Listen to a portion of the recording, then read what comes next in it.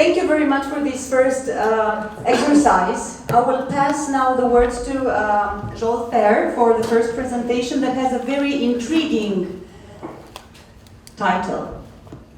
Can you read it? So are you? Okay.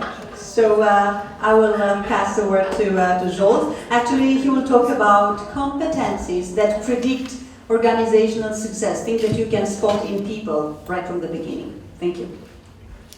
Good morning, everyone. Thank you very much, Madalena. Hopefully you can hear me well. It was a theoretical question, obviously. I guess we can go without the mic also. Yes, I baptized the presentation to a little bit different to make it a bit more sexier for this morning. And actually, this is what we're all about. Make things more visible in organizations. This is what Hogan Assessment is doing in the last 30 years. I brought you actually two topics, not only one, with your indulgence, and I tried to squeeze it into a little bit less time. Now I'm scheduled for 45 minutes and 15 minutes for questions. I tried to make it a little bit shorter. I'll actually cover two topics for you. Hopefully both of them would be very important takeaways which will help your hiring decisions. Obviously this is the number one topic I guess everybody is interested when you saw this title previously.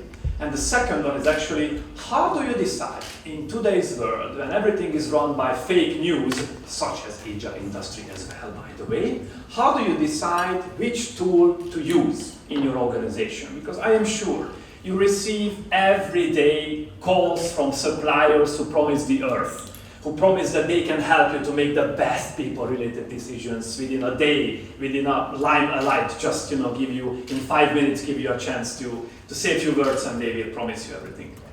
And I think this is very hard. It's getting harder and harder as I see it all around the globe, how to make that choice. Not to make the choice, a better choice, to hire someone who will be the person who is employable for you, the most employable, but also at the same time what tools to use in that. How many of you are using tools when you're making your people-related decisions? Just put your hands up in the air.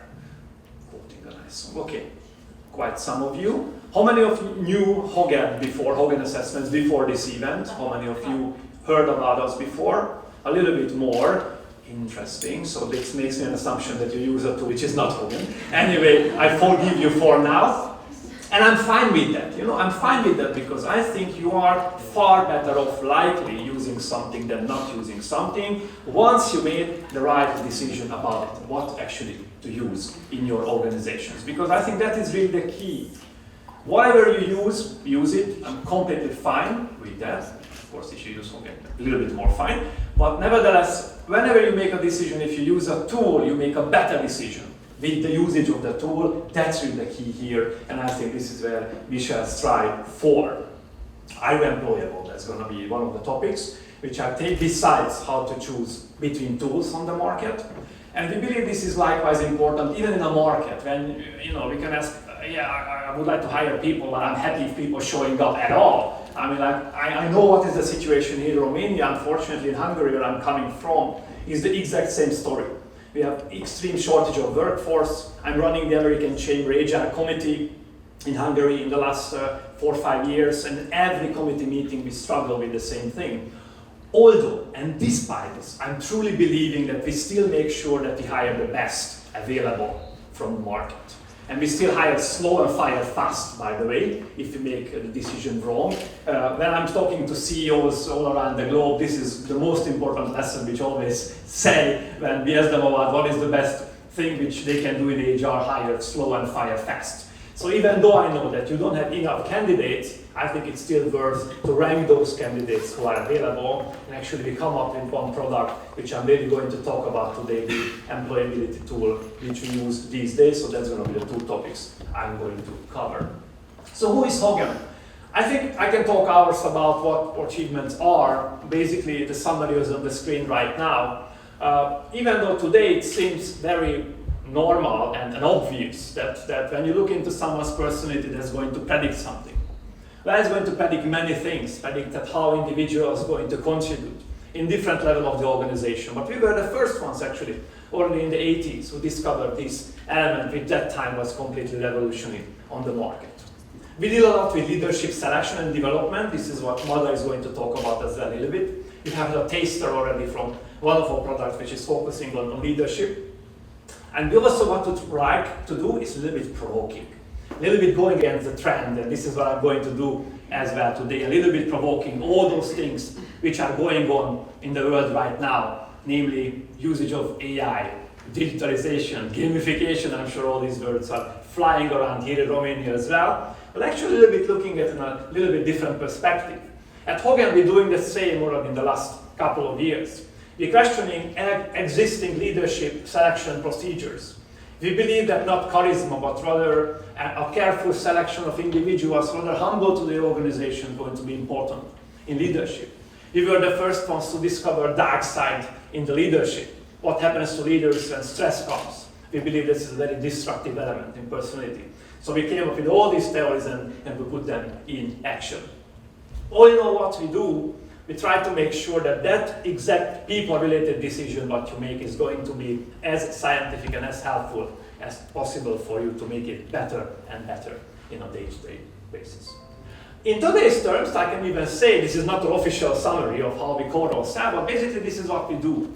We were the very first agile data analytics company since the 80s, because we're looking into massive amount of data points, billions and billions of data points, examining individuals' personality, which we believe is the most important to take into consideration when you make that specific decision in your life. And this slide is just all about some numbers about Hogan, but this is already way outdated. It's a 1.5-year-old slide, and we're already way over 8.5 million assessments what we've done all around the world, including here in Romania as well.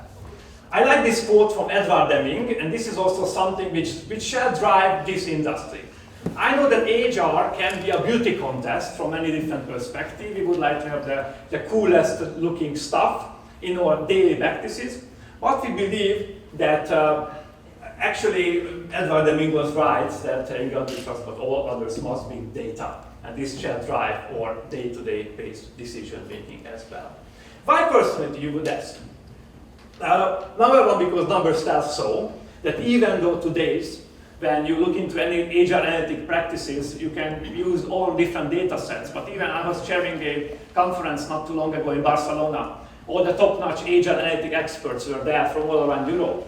And they said that they still don't know what is the magic. They still don't know what is the model which actually makes really good source of a long-term sustainable model which helps them to make better decisions regarding people. Still personality is the one which matters. But why? From theoretical perspective, we can say that people, and is these days with the effect of climate change and all that other stuff, whether you believe it or not, we still can say that people are the most consequential human beings in the earth. Whatever we have done in the last couple of 5,000 years that since the human civilization has been proving that we were the most consequential ones. Actually, personality psychology itself is concerning the nature of human nature. So actually, we believe that this is one of the areas which actually really worth to consider, because this is going to help us to really understand people, really distinguish between people, and help to make those decisions within our organizations. You can ask where is the market these days. Let me give you also a little bit of an outlook what's happening all around Europe. This chart has been put together by Corporate Research Forum, one of our partners in the UK, who look into the market and asked companies all around, mostly Western Europe, as major HR officers, what tools do they use in the market? As you can see, still assessments, psychological assessments are rocking the house. Video interviewing is catching up. I think in this world when we hire candidates from all around the globe, it makes sense that we don't want them to travel necessarily. But what's also interesting that all those promising areas and technologies that everybody is talking about, like video interviewing and vis-a-vis personality assessment, facial recognition and voice recognition, those are not necessarily catching up in the pace as we would anticipate yet. I think the real key that between all these promises, as I said, on the market, we have to make a really wide decision, which is not always helpful. As I said, and as I see it on the market, the decision rather made on a beauty contest at this point of time, although there are many different areas which you can consider before you make your selection regarding these tools. The easiest way to put this into a structure is to remember these 4 points. Maybe this will be my first takeaway for you in this very morning. what consideration you should have when you make your decision regarding even hiring a applicant tracking system or whatever methodology, a training company, or an assessment actually in your company. Accuracy is one of those areas. How accurate the prediction with that tool is going to give you, or how scientific is the approach with that organization is going to provide you. Cost, not a big surprise, of course. Cost is always going to be a consideration. The other thing would be user experience or candidate experience, another buzzword which is flying around Europe these days. And of course fairness, which is going to be more and more important, especially if you look into AI and other technologies rising on the market. When we mean about accuracy, I'm going to elaborate on a little bit later, way longer, a little bit talk about validity of tools and why is it actually matters and important. But we believe in the industry this shall be the number one consideration. Yet again, are you making a better decision if you use a tool? Or with the tool, you're making a better decision? If the answer is actually yes, because it has a really good predictive validity and an accurate help to make your decisions, then you are safe, in safe hands to go ahead. Cost, again, is always a consideration, but think about it. Usually tools what you use are just a portion of the entire implementation cost, which really your organization has to spend once you decide to use a tool in your organization. The implementation time and energy of your team members sometimes is way more expensive than the tool which you choose. Or the lost opportunity. If you use something crap, then you have to live with it for quite some time, as you know, and as you perfectly know, procurement processes are usually very long, and you stick with a tool for 2 years, and you have to use it even if you don't like it or if it's not really working out. So consider those elements as well when you really put expenses on the top of your ranking. Candidate experience, user experience. This buzzword, as I said, flying around Europe and the world of HR these years. And I believe there are a lot of myths, actually, there, which we need to address. A lot of hypotheses and things that, yes, we have to do this or that. In assessment business, we see that there are a lot of questions about the length of the assessment. All of you had a chance to go through one of our questionnaires, which are quite a long one, I would say, or someone would say, almost 200 questions. Why do we need to take 200 questions? Can you do it in 2 minutes? Well, we can, but then maybe some other factors will actually severely damage based on that. But does candidates actually want to have this? Does candidates want to have gamified solutions? We believe that they want, but when we actually look again to data, which we believe, as you saw it in the previous slides, then data tells something completely different. Actually, if you use a shorter assessment vis-a-vis a longer assessment, or if you ask people to go for a longer assessment, you only see that people who actually are not qualifying for a certain position are going to stop to fill the assessment. So there's not much actual influence on this.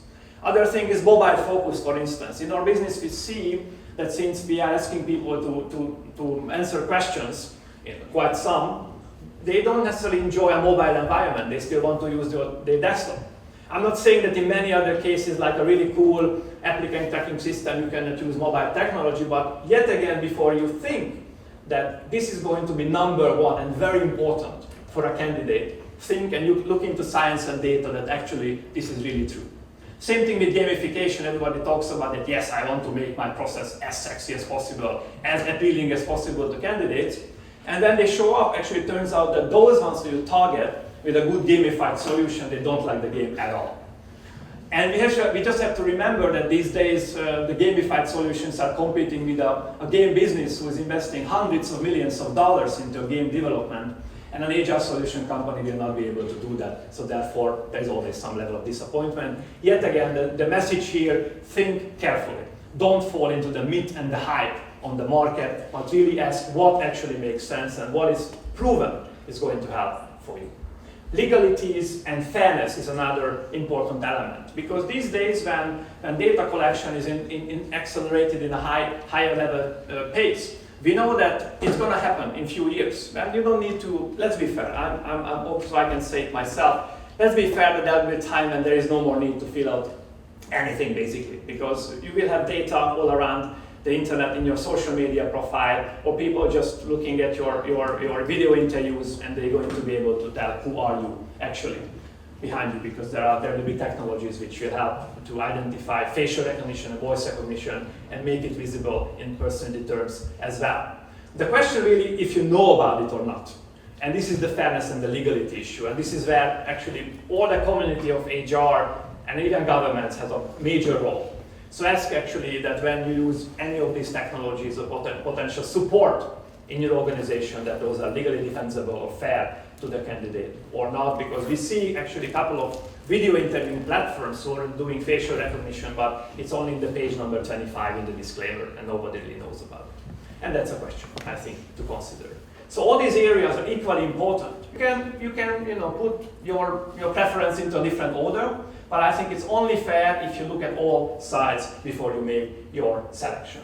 I have an even longer list for you, if the slide is cooperating with me, which is going to 8 points, which for interest of time, I'm not going to go through, but you are going to be able to get my presentation after this morning. Yet again, these 8 points are going to be likewise more important when you make your tool selection, especially in the assessment business now, a little bit getting closer to our area. If organization doesn't have affiliations with others, if there are no peer reviews from major scientific schools, if there are no culture adapted in a proper manner, they're not going to help you really. Maybe they're going to give you some level of decision point, but not by far not the best one. So please make sure that you're going to consider all these elements yet again when you make your decision. And again, these points will be available. General employability is one of the topics besides this how to choose a tool area. When we go around the world, we see that most of the organizations are actually looking for 3 major competencies.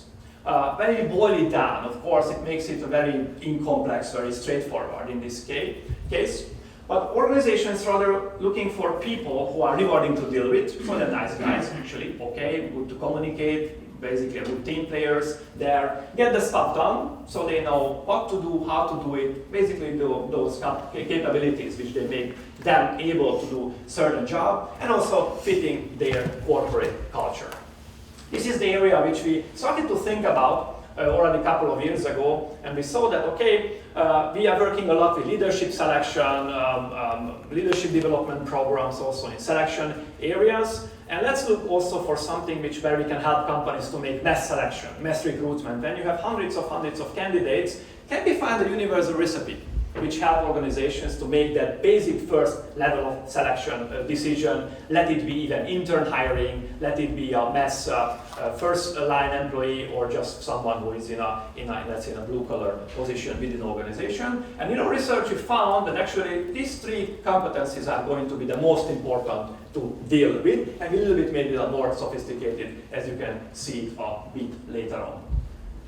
The market is all around the world, is volatile obviously. As we already talked about it, I'm perfectly aware of the situation all around Central Eastern Europe, from the Baltics down to Romania or Bulgaria, that we are losing workforce. So yet again, of course, we are not in the same situation like in India when you put up a certain job ad on the market and then hundreds of people shows up for everything. You have a different way of looking at it there, but we believe that still, when you have shortage of candidates, it's still worth to rank those individuals because it's going to pay well for the long term.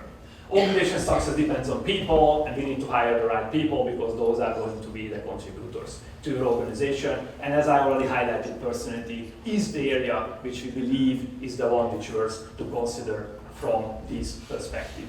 Because also, one another area with personality that we believe that people are changing, people can change. This is the myth of the training and learning and development industry. Most of the people do not change because change is hard and change is difficult. 80% of the New Year's resolutions are failing because it's not comfortable for us. So people are consistent, and actually people are different the same way, and we can measure this difference, and the measure base is actually personality. If you would not look into a global pool and we would ask individuals, even in this room, if you are better in dancing, if you are better in telling jokes or better in driving than the average, likely most of the people would say, yes, I am better than average, which is mathematically impossible. Somebody will be under average, and this is where more methods and norms and scientific approaches are going to help you to make this distinguishment and not looking individuals alone, but in an organization and in an environment. In the hiring process, we have to consider many different things. Of course, we talked about it, how large or small a certain applicant pool is important, how we will do. what kind of cost and resources to have, and what metrics we are using during the hiring process. In a typical application and interview process, we have seen that basically what is happening in an interview is nothing but a chemistry check. I really like this guy or not. There's going to be a lot of issues there. A lot of unbiased or biased decisions are going to be made because of these areas. But also at the same time, from the candidate perspective, usually an interview is the situation when everyone appears when they can control themselves a little bit more or less. So you're not really seeing things behind.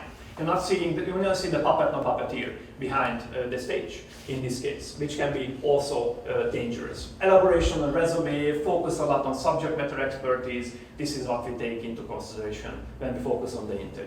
On the other hand, with assessments, we can look for competency potential, self-management, and more importantly, those hidden strengths and blind spots which maybe you not focus at during the interview, maybe because of time even. Maybe if you have the best structured interview, but you just cannot elaborate all the important elements, which potentially can be a failure in someone's personality later on. And of course, organizational fit or evolution, overall job fit might be missing from this perspective as well.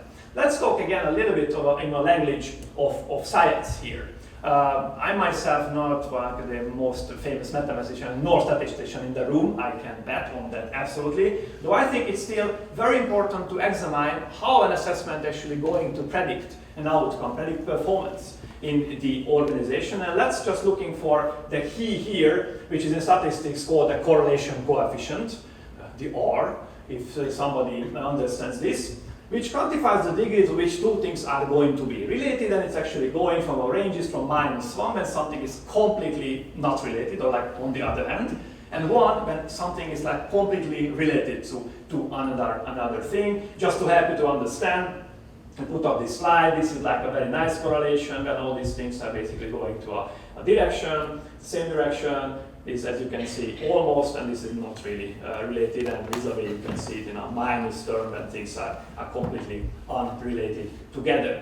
Just to put you in today's context, let's see some validities, some common validities which are all out there, using a couple of medical examples here before I turn to what's actually the validity of an assessment. Of course, maybe the last line before is the most interesting one. The effect on Viagra on improved sexual functioning is 0.38 in terms of R. The validity between the correlation between those two things. Or also, like for instance, ibuprofen and pain reduction, interesting, is only 14.14 in terms of correlation between these two things. These are commonalities which are on the market. In terms of hiring practices, which I think is going to be more important for you, maybe number 2 takeaway for today, what are the validities of different tools which we use at this point? Of course, the first 2 lines is more of a joke, like coin toss, to when you make your decisions. Believe it or not, still organizations in some cases still using astrology for making their decisions. It has unfortunately no scientific validity. But then on a more serious note, when we look for a typical job interview, it only has 0.11 correlation with the actual performance of the candidate itself. When you put up a structured interview, so actually you're focusing on the necessary competencies, you're going up to 0.18, but still quite low. And actually what we see that when you put assessment and job interview together, then you can go up to 0.4, 0.5, and maybe packing it with simulations even to higher level. This is very important to consider, because sometimes we can see that we can ask the best questions. If we cannot really predict if those outcomes of those questions are going to help us to make better people-related decisions, then it's going to be a problem for us. Of course, we know that the cost of a bad hire is quite high. We spend loads of money and energy into hiring, into different cost elements, let it be advertising, relocation, and training for those purposes. And we even made a calculation of that. If you would say that somebody has a $30,000 salary, we can say that because of this, all these areas, and plus if you made the bad decision, the lost effectiveness is going to create altogether something like half of a salary of an individual who you hired and they are not in the right place. So I think it's very important that we make our hiring. Yet again, I know less amount of candidates, but still looking for the right one and hire the right ones are going to be important. And even further, replacing a toxic worker with a non-toxic worker is even more worth for your organization than hiring a superstar from an average worker. That's another important thing. So if you will have individuals who are not fitting your working environment, or the work ethic is not as high as you might need, then you better get rid of them and hire someone who is even average and not necessarily looking for a superstar in this case. A highly employable area is also interesting because when we talk about employability from this perspective, we talk about individuals who doesn't necessarily have expertise. And we believe that this is in many jobs, it's quite relevant. When you hire interns, or if you are basically maybe in a large consultancy company and you hire a lot of individuals in the beginning, you don't necessarily need the knowledge. Also, at the same time, another fact which we see in our markets that we need to mobilize other sources of employability. We need to go back and motivate pensioners to go back to the job market. We have to focus on ladies to leave home and come back to work, and so other areas. And they're not necessarily going to have the skills which we need as per today, but they rather need employability skill, which we believe are also going to be important in this case. So we're revealing the secret. We believe that the three major competencies which we will need in this case in terms of the general employability will be people skills, learning skills, and also work ethic. What do we mean by this? This area can be also used, as I said, when we are looking for limited amount of applicants, vis-a-vis when we look for higher volume.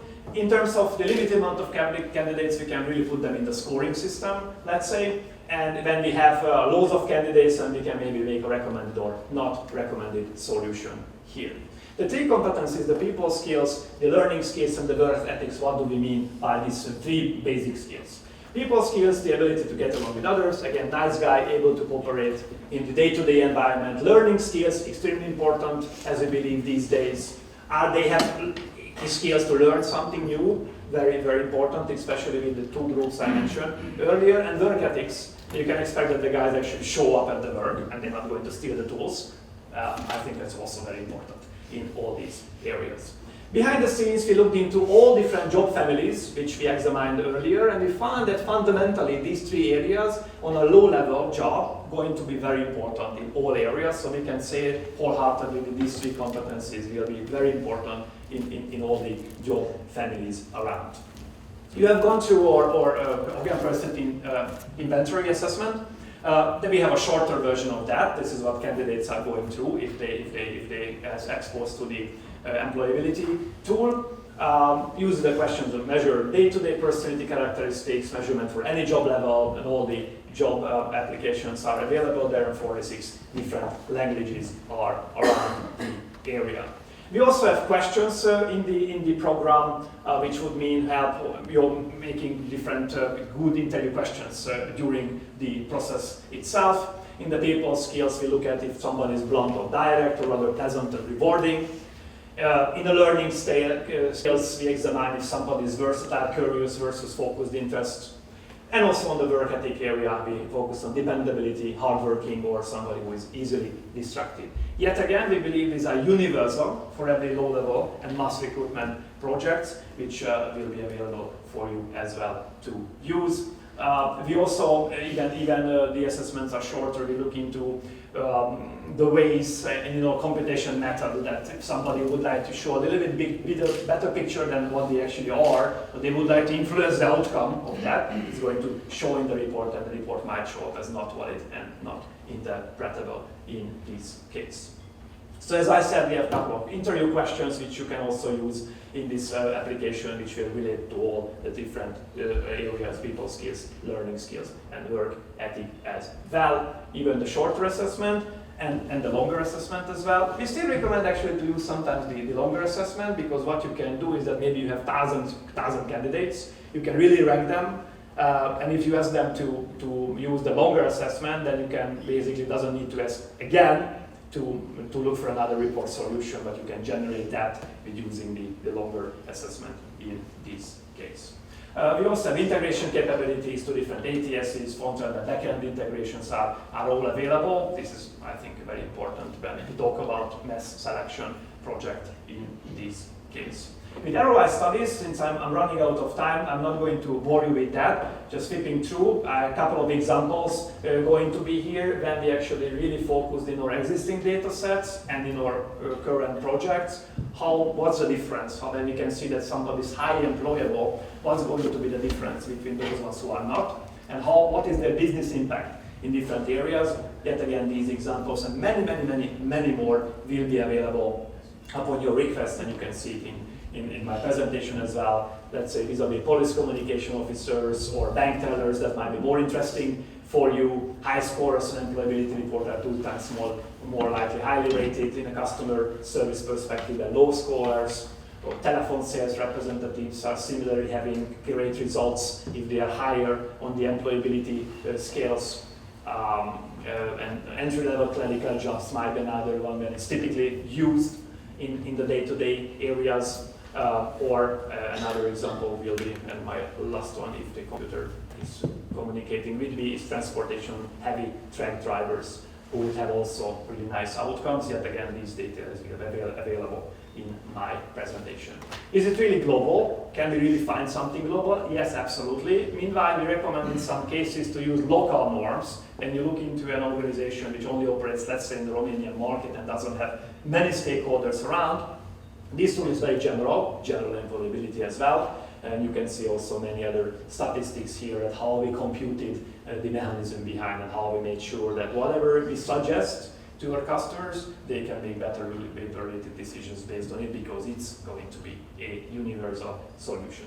So concluding, I think the major 2 takeaways here is that I hope I made my point too, that when you make your decisions regarding people, then of course there are areas to consider, but when you make decisions regarding what tools to use in your organization, likewise an important decision has to be made, which is not only cost related. There are many other factors which you need to take into consideration. I really beg you, and we feel from assessment industry professionals that we have an obligation to talk about it and make sure that the shiny objects that are flying around these days in the HR area, agile, digitalization, gamification, all the lovely buzzwords, are not hindering you from actually making good decisions in this regard. And I can only encourage you to make sure that you use this opportunity, because I think without using big words, of course, this is the first time in human history when we have such opportunity that we can look into individuals' minds and we can really see that who are the ones who are going to come